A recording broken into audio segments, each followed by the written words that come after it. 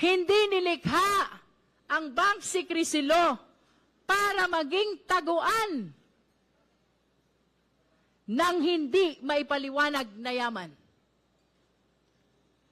Ang layunin ng Bank Secrecy Law ay protektahan ang lehitimong deposito.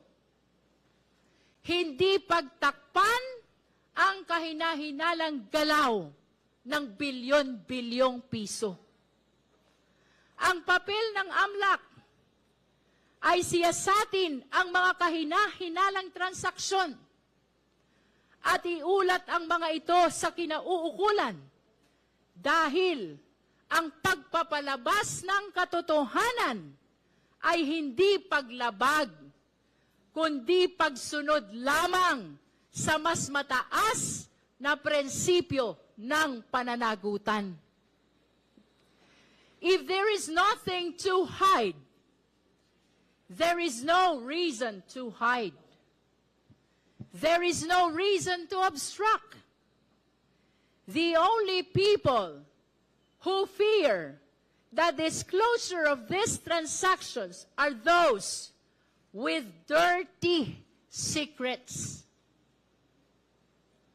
Transparency is the only response of those with integrity. Everything else is just an excuse. At tandaan natin, dati pa nilang sinubukan na harangin sa kagalang-galang na Korte Suprema ang kapangyarihan ng komite na mag-issue ng subpoena. Pero hanggang ngayon, walang temporary restraining order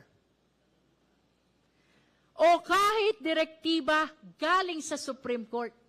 Kaya malinaw, we shall proceed.